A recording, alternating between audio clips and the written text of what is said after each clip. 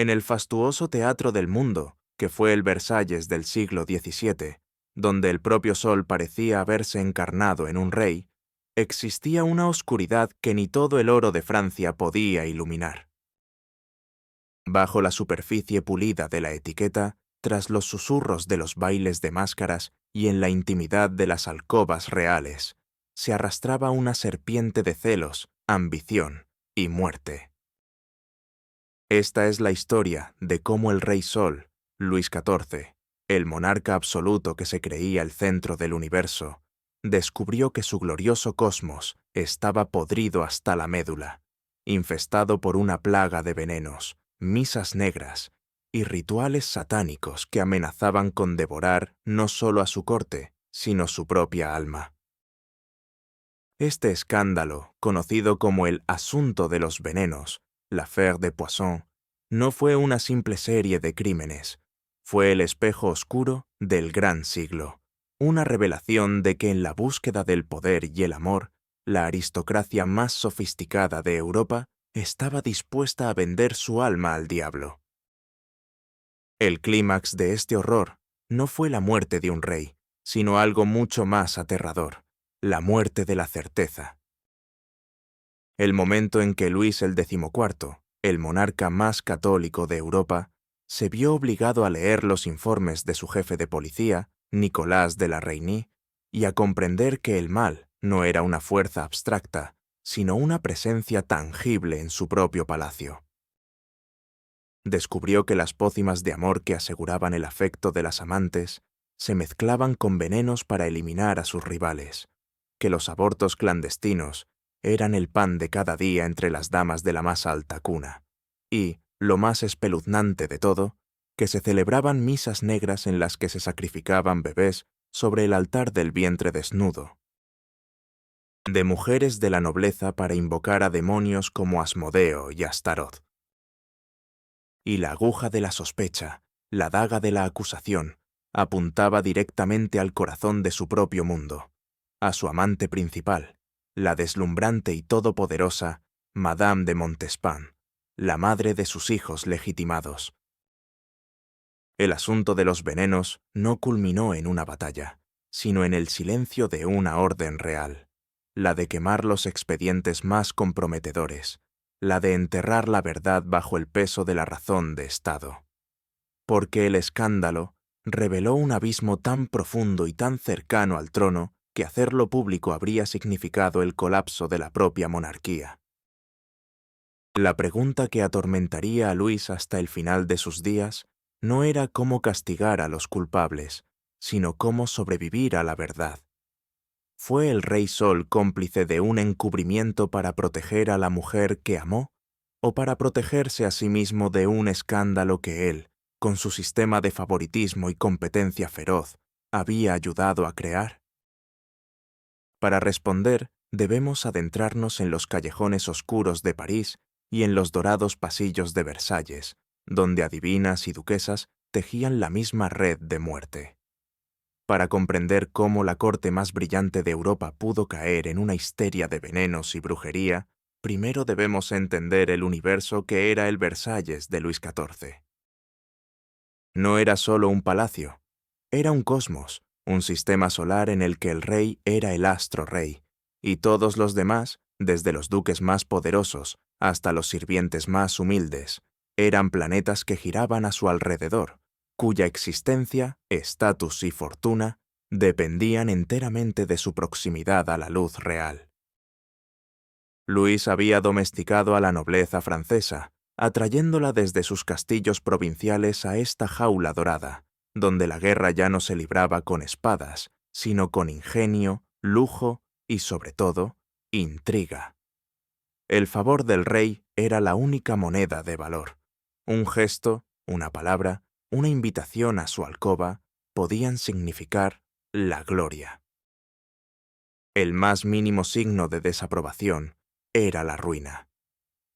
En este invernadero de ambiciones, las mujeres de la nobleza jugaban un papel crucial pero precario. Sin poder político directo, su principal camino hacia la influencia era a través del lecho real. Luis el XIV, un hombre de apetitos voraces, mantenía una sucesión de amantes oficiales, maîtresses en titre, y una miríada de aventuras pasajeras. Convertirse en la favorita del rey no solo otorgaba prestigio, sino también un poder inmenso, la capacidad de dispensar favores, asegurar puestos para la familia y acumular una fortuna personal. La competencia era feroz, un combate sin cuartel librado con sonrisas de seda y puñales de veneno. Mientras tanto, más allá de los jardines de Lenotre, el París del siglo XVII bullía con otra realidad. Era una ciudad de contrastes extremos, de iglesias majestuosas y callejones pestilentes, de filósofos y de charlatanes. La ciencia de la Ilustración aún no había disipado las sombras de la superstición. La gente, desde la más humilde hasta la más encumbrada, creía firmemente en la astrología, la alquimia y la magia. París estaba repleto de adivinos, quiromantes, hechiceras y sacerdotes renegados que ofrecían secretos a quienes pudieran pagarlos, pócimas para atraer el amor, amuletos para la buena suerte, horóscopos para anticipar el futuro, y para los más desesperados, polvos discretos para eliminar a un cónyuge molesto o a un rival inoportuno. El veneno era conocido como poudre de succession, el polvo de herencia, un nombre que revelaba su uso común y aceptado en la lucha por la riqueza y el estatus. El preludio del gran escándalo llegó en 1672, con la muerte de un oficial de caballería llamado Gaudin de Sainte-Croix. Entre sus posesiones se encontró un cofre cerrado que, al ser abierto, reveló una colección de cartas de amor de su amante, la marquesa de Brinvilliers, y una serie de viales que contenían venenos potentísimos. La investigación que siguió destapó una historia de horror familiar. La marquesa, con la ayuda de su amante, había envenenado sistemáticamente a su propio padre y a sus dos hermanos para heredar la fortuna familiar. Se rumoreaba incluso que había probado sus venenos en los enfermos de los hospitales durante sus visitas caritativas. El caso Brinvilliers fue la sensación de la década. La marquesa huyó, pero fue capturada, torturada hasta confesar y ejecutada en 1676 en una escena de un dramatismo espeluznante. Fue decapitada y su cuerpo quemado en la hoguera. El juicio de la Brinvilliers hizo más que castigar a una asesina. Destapó una caja de Pandora. De repente, todas las muertes súbitas y misteriosas en la alta sociedad fueron vistas con sospecha. El miedo al veneno se convirtió en una paranoia colectiva que llegó hasta el propio rey. Luis el XIV, alarmado, comprendió que el crimen de la Brinvilliers no era un caso aislado, sino el síntoma de una enfermedad mucho más profunda. Encargó a su recién nombrado teniente general de la policía de París, el incorruptible y metódico Nicolas de la Reynie, que investigara la extensión de este comercio de la muerte. La Reynie, un hombre que creía en el orden y la razón, estaba a punto de levantar una alfombra bajo la cual se escondía un nido de serpientes que llegaba hasta los pies del trono. El asunto de los venenos estaba a punto de estallar. La investigación de Nicolas de la Reynie comenzó en los márgenes de la sociedad parisina, en el mundo sórdido de las adivinas y los abortistas clandestinos. Siguiendo el rastro de envenenadores menores, pronto se dio cuenta de que todos los caminos conducían a una figura central, una mujer que era la gran sacerdotisa de este inframundo, Catherine Montvoisin, más conocida como La Voisin. La Voisin no era una simple hechicera de callejón. Era una empresaria del ocultismo, una mujer de negocios formidable con una clientela que abarcaba todo el espectro social, desde sirvientas que querían un filtro de amor hasta duquesas que necesitaban eliminar a un rival. Su casa en la Rue Beauregard era un verdadero supermercado de lo sobrenatural. Ofrecía horóscopos, lecturas de manos, pócimas para la fertilidad, abortos y, por supuesto, su especialidad más lucrativa: venenos a medida, a menudo basados en arsénico, indetectables y letales. A medida que la reina profundizaba, el alcance de la red de Lavoisin se reveló como algo mucho más oscuro que un simple negocio de envenenamiento. Descubrió que, para sus clientes más importantes y desesperados, Lavoisin organizaba rituales de magia negra. Contaba con la ayuda de sacerdotes apóstatas, como el infame Abbé Guibourg, un hombre depravado que había sido expulsado de la iglesia. Juntos celebraban misas negras, parodias sacrílegas de la liturgia católica, diseñadas para invocar a demonios y asegurar los deseos de sus clientes. Estas ceremonias, según los testimonios extraídos bajo tortura, eran de una perversión inimaginable. El escándalo alcanzó un nuevo nivel de gravedad cuando los interrogatorios empezaron a arrojar nombres de la más alta aristocracia. La primera en caer fue una adivina llamada Marie Bose, arrestada en 1679. Borracha y jactanciosa, se había ufanado de lo rica que se había vuelto vendiendo venenos a miembros de la nobleza. Su arresto y confesión provocaron una reacción en cadena. Los nombres comenzaron a surgir como una hemorragia imparable: la condesa de Soissons, Olympe Mancini, sobrina del cardenal Mazarino y antigua amante del rey; su hermana, la duquesa de Bouillon; el duque de Luxemburgo, uno de los mariscales más importantes de Francia. Todos eran acusados de haber recurrido a Lavoisin para obtener venenos, filtros de amor o para participar en rituales prohibidos.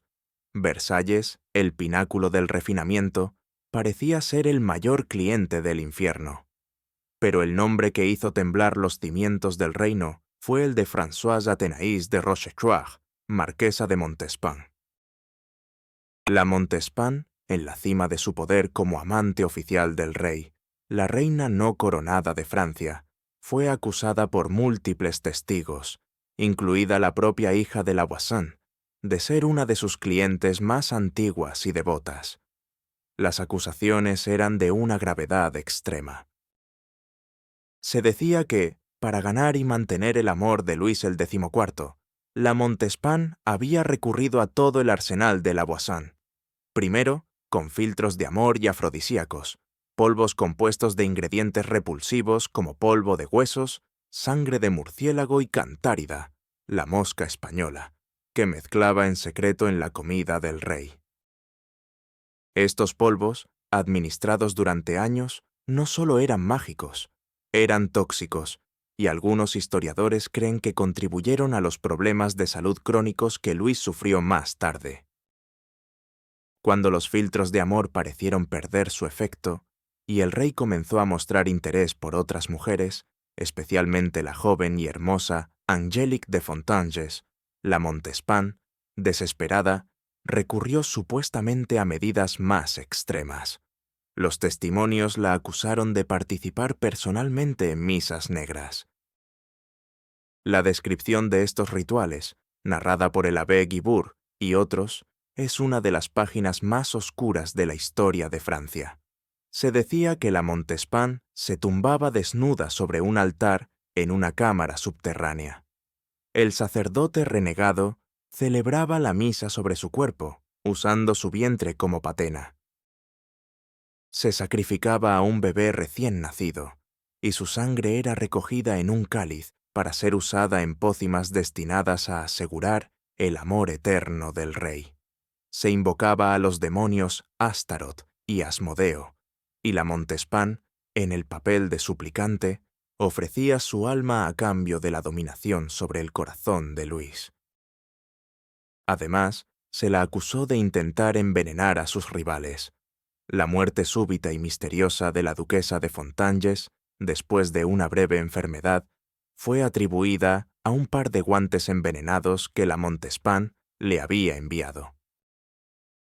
El propio rey, según algunos testimonios, también había sido objetivo de un intento de envenenamiento, no para matarlo, sino para dejarlo impotente con cualquier otra mujer que no fuera ella. La escalada era total. La investigación de la Rainey ya no era un asunto policial. Se había convertido en un asunto de Estado, una crisis que amenazaba con exponer una depravación en el corazón mismo de la monarquía absoluta. El deterioro de la situación, tanto para la corte como para el propio rey, fue rápido y devastador. La noticia de las detenciones y las acusaciones se extendió por Versalles como un reguero de pólvora, desatando una atmósfera de paranoia y terror colectivo. Las relaciones sociales se envenenaron, literalmente. Los cortesanos empezaron a desconfiar de todo y de todos. Nadie aceptaba una copa de vino de la mano de un amigo. Las comidas se convertían en rituales de miedo, con sirvientes probando cada plato. Las muertes naturales eran inmediatamente atribuidas al veneno. La brillante fachada de Versalles se resquebrajó, revelando un nido de sospechas, odios y miedos ancestrales. Cualquiera podía ser el siguiente en ser acusado, y una simple denuncia, por infundada que fuera, podía llevar a la detención y a la tortura. Luis el XIV se encontró en una posición imposible. El hombre que había proclamado «El Estado soy yo», que había construido su imagen como la de un monarca divino, justo y católico, se enfrentaba a la revelación de que su corte era un hervidero de satanismo y asesinato. El escándalo no solo amenazaba su autoridad moral, sino también su seguridad personal. Si su propia amante podía, supuestamente, envenenarlo o participar en rituales para subyugar su voluntad, ¿quién estaba a salvo? Su reacción inicial fue de furia y determinación. Quería erradicar la corrupción de raíz, sin importar cuán alto llegara. Para ello, en abril de 1679, creó un tribunal especial, una comisión extraordinaria para juzgar los crímenes de envenenamiento y brujería. Le dio un nombre que ya evocaba el terror de la Inquisición: la Chambre Ardente, la Cámara Ardiente. Este tribunal, presidido por el propio La Rainey, se reunía en secreto en el Arsenal de París. Se le otorgaron poderes excepcionales, incluyendo el uso de la tortura para obtener confesiones. Durante 3 años, la Chambre Ardente se convirtió en el epicentro del terror legal. Emitió cientos de órdenes de arresto, interrogó a más de 400 sospechosos y dictó sentencias que iban desde el exilio y la prisión perpetua hasta la muerte en la hoguera. El proceso judicial, sin embargo, estaba profundamente viciado. Las confesiones obtenidas bajo tortura eran poco fiables. Los acusados, en un intento desesperado por salvarse, implicaban a otros, creando una telaraña de denuncias y contradenuncias. La verdad se volvió inseparable de la mentira, el hecho del rumor. El deterioro personal del rey fue profundo. La figura de Madame de Montespan, la madre de 7 de sus hijos, 6 de los cuales había legitimado, dándoles estatus real, estaba en el centro de la tormenta. Luis leía los informes de la Rainey por la noche, en la soledad de su estudio. Cada página era un golpe a su orgullo, a su fe y a su amor. Las descripciones de las misas negras, de los filtros de amor, hechos con fluidos corporales y restos humanos, de los sacrificios de niños, lo sumieron en una profunda crisis. ¿Cómo podía la mujer a la que había amado, la compañera intelectual y carnal de sus años de gloria, ser capaz de tales abominaciones? Se enfrentó a ella. La Montespan, con la arrogancia y el espíritu que la caracterizaban, lo negó todo. Acusó a sus enemigos de urdir una conspiración para destruirla. Su defensa era plausible. En una corte donde tantos la odiaban y envidiaban, no era difícil imaginar que se hubieran fabricado testimonios en su contra. Luis se encontró atrapado en un laberinto de dudas. ¿Creer a su amante, la madre de sus hijos, o creer a los jueces de su propio tribunal, que presentaban confesiones detalladas y consistentes, aunque obtenidas bajo coacción? La situación se volvió insostenible. El rey comenzó a distanciarse de la Montespan. Su favor, que antes era absoluto, se desvaneció. Ella seguía en la corte, manteniendo las apariencias, pero el vínculo íntimo se había roto para siempre. Para la Montespan fue una muerte en vida. Perdió el amor del rey, la fuente de todo su poder, y tuvo que soportar la humillación de ver cómo su lugar era ocupado gradualmente por otra mujer, la discreta y piadosa Madame de Maintenon, la antigua institutriz de sus propios hijos. La sombra del verdugo no cayó sobre su cuello, pero sí sobre su alma. Su caída, lenta y dolorosa, fue uno de los dramas centrales del asunto de los venenos. El rey, por su parte, se vio forzado a tomar una decisión que marcaría el resto de su reinado: sacrificar la justicia completa en el altar de la estabilidad monárquica. El reloj inminente no marcaba la hora de una ejecución, sino la de un encubrimiento real. El clímax de la purga pública del asunto de los venenos llegó el 22 de febrero de 1680. Ese día, Catherine Montvoisin, la Voisin, la figura central de toda la red, fue ejecutada en la Plaza de Grève, en París. Su muerte no fue un simple ajusticiamiento, fue un espectáculo de Estado, una ceremonia de purificación diseñada para mostrar al pueblo que la justicia del rey era implacable y para cerrar, al menos simbólicamente, el capítulo más oscuro del reinado. La Voisin fue condenada por brujería y envenenamiento. El método de ejecución elegido fue la hoguera, el castigo reservado para los herejes y brujos, subrayando la naturaleza satánica de sus crímenes. El día de la ejecución, una multitud inmensa se congregó en la plaza. La Voisin fue llevada en un carro, vestida con una túnica blanca impregnada de azufre. Lejos de mostrar arrepentimiento, se mantuvo desafiante hasta el final. Se dice que empujó al confesor, maldijo a sus verdugos y luchó con tal fuerza que tuvieron que atarla a la estaca por la fuerza. Mientras las llamas comenzaban a lamer sus pies, sus gritos y maldiciones resonaron por toda la plaza. Una última y aterradora actuación de la mujer que había sido la reina del inframundo parisino. Su muerte en la hoguera fue el sacrificio público que el rey necesitaba para calmar la histeria colectiva. Con la Voisin reducida a cenizas, parecía que la fuente del mal había sido destruida. Sin embargo, esta ejecución fue solo el clímax de la parte visible del escándalo. La verdadera crisis, la que involucraba a Madame de Montespan y a la más alta nobleza, se manejó en la sombra. A medida que las confesiones seguían implicando a su antigua amante, Luis el XIV se enfrentó a una elección terrible. Llevar a la Montespan a juicio era impensable. No solo era la madre de sus hijos legitimados, el duque de Maine y el conde de Toulouse. Un juicio público expondría la depravación de la corte a toda Europa, destruyendo la imagen de la monarquía francesa que él había construido con tanto esmero. Revelaría que el Rey Sol, el monarca por derecho divino, había sido supuestamente manipulado, drogado y sometido a hechizos por su amante. La humillación sería insoportable y el daño político irreparable. La muerte de la Montespan fue, por tanto, política y social, no física. Luis el XIV tomó la decisión de protegerla de la justicia, pero castigarla con su indiferencia. La apartó definitivamente de su vida íntima y de cualquier influencia política.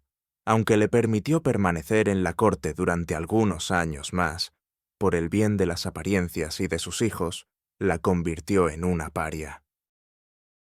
La mujer que había sido el centro del universo de Versalles se vio obligada a vagar por sus salones como un fantasma, ignorada por el rey y evitada por los cortesanos, que ahora se apresuraban a adular a la nueva favorita, Madame de Maintenon.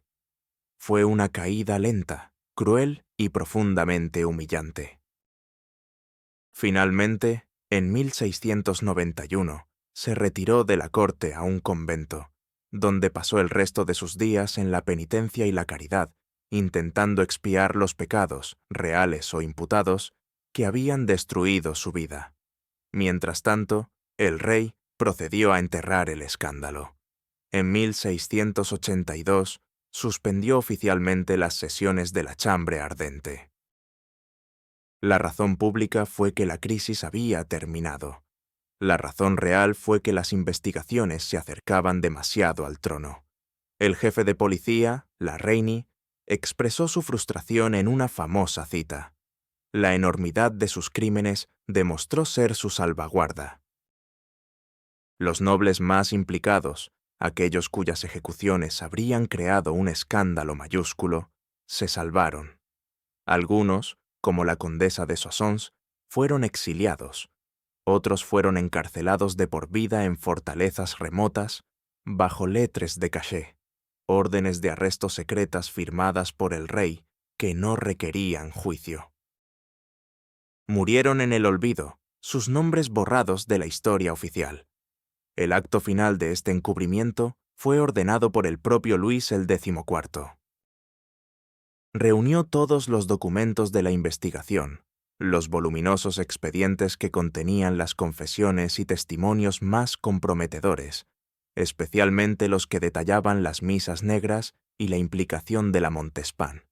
Y en una fría noche, en la soledad de su estudio, supervisó personalmente su quema en una chimenea. Con el crepitar de las llamas, el rey Sol intentó purgar la historia, borrar las pruebas de la oscuridad que había anidado en el corazón de su reinado dorado. Pero el humo de esos papeles, como el de la hoguera de la Bosán, dejó una mancha indeleble en el cielo del gran siglo. El clímax del asunto de los venenos no fue un acto de justicia, sino un acto de poder. El poder de un rey para decidir qué es verdad y qué debe ser olvidado. El cierre del asunto de los venenos en 1682 marcó un antes y un después en el reinado de Luis XIV y en la atmósfera de la corte francesa. La conmoción fue tan profunda que sus réplicas se sintieron durante décadas. El encubrimiento orquestado por el rey logró su objetivo inmediato. Evitó un cataclismo político que habría deslegitimado a la monarquía. Los secretos más oscuros fueron enterrados en prisiones secretas o reducidos a cenizas en la chimenea real. Versalles, a los ojos del mundo, recuperó su esplendor, y el Rey Sol continuó brillando como el monarca más poderoso de Europa. Pero la luz ya no era la misma. La inocencia, si alguna vez la hubo, se había perdido para siempre. Una de las consecuencias más inmediatas y visibles fue el cambio en la vida personal del rey. El escándalo, con sus revelaciones de depravación sexual y sacrilegio, parece haber provocado una profunda crisis espiritual en Luis el XIV. La influencia de la piadosa y discreta Madame de Maintenon, que había ido en aumento, se consolidó definitivamente. Tras la muerte de la reina María Teresa, en 1683, Luis se casó con ella en secreto. Este matrimonio morganático transformó la corte. La era de las amantes ostentosas y las fiestas extravagantes dio paso a una atmósfera de devoción, sobriedad y un moralismo a veces opresivo. El rey, antes un mujeriego notorio, se volvió monógamo y devoto. Versalles, de ser el epicentro del placer, se convirtió en un lugar donde la asistencia a misa era un indicador clave del favor real. Este cambio drástico fue, en parte, una reacción directa al horror y la vergüenza que el asunto de los venenos le había provocado. En el plano legal, el escándalo tuvo consecuencias duraderas. La investigación de la Reigny, a pesar de su final abrupto, expuso las deficiencias del sistema judicial y policial de la época. Condujo a una mayor regulación de la venta de sustancias tóxicas y a un mayor escrutinio de las prácticas de adivinos y supuestos hechiceros. El edicto de 1682, que abolió formalmente la Chambre Ardente, también redefinió los crímenes de brujería y envenenamiento, tratándolos más como fraudes y asesinatos que como pactos con el diablo. Un paso tímido pero significativo hacia una visión más secular de la justicia. Políticamente, el asunto consolidó aún más el poder absoluto del rey. Al crear un tribunal especial y actuar por encima de los parlamentos y las cortes tradicionales, Luis demostró que su voluntad era la única ley. El encubrimiento final fue la máxima expresión de este absolutismo. El rey no solo estaba por encima de la ley, sino también por encima de la historia, con el poder de editarla a su antojo para proteger la majestad de la corona. El destino de los personajes implicados dibuja un mapa de las consecuencias. Madame de Montespan, como hemos visto, vivió una larga decadencia, muriendo en el olvido piadoso en 1707. La condesa de Soissons, exiliada, vagó por Europa, siempre bajo la sombra de la sospecha, y murió en Bruselas. Su hijo, el príncipe Eugenio de Saboya, a quien se le negó una carrera militar en Francia debido a la desgracia de su madre, se convirtió en uno de los más grandes generales al servicio de los Habsburgo, los enemigos acérrimos de Francia. Se vengó de Luis el IV, derrotando a sus ejércitos en varias batallas cruciales durante la Guerra de Sucesión Española. Así, el escándalo tuvo una consecuencia geopolítica inesperada, creando uno de los adversarios más formidables del Rey Sol. El legado del asunto de los venenos es, en última instancia, una lección compleja sobre la naturaleza humana y el poder. Reveló la fragilidad de una sociedad aparentemente ordenada y racional, mostrando cómo, bajo el barniz de la civilización, persistían los miedos más primarios y las pasiones más destructivas. La corte de Versalles, diseñada para ser una exhibición de gloria y control, demostró ser un ecosistema donde la competencia extrema podía llevar a la gente a los actos más desesperados. La creencia en la magia, los filtros de amor y las misas negras no era una superstición de campesinos. Estaba arraigada en la mentalidad de la élite, que veía el cosmos como un lugar donde las fuerzas ocultas podían ser manipuladas para obtener ventajas terrenales. La historia del asunto de los venenos nos deja una pregunta final, tan inquietante hoy como lo fue para Luis el XIV. ¿Fue la Montespan realmente una satanista asesina? ¿O fue la víctima de una elaborada conspiración por parte de sus enemigos, cuyas acusaciones fueron amplificadas por un sistema judicial que dependía de la tortura? Los historiadores modernos se inclinan a pensar que, si bien probablemente sí recurrió a filtros de amor y adivinas, las acusaciones más extremas, como las misas negras y los sacrificios de niños, fueron probablemente invenciones o exageraciones monstruosas, nacidas del miedo, la envidia y las confesiones forzadas.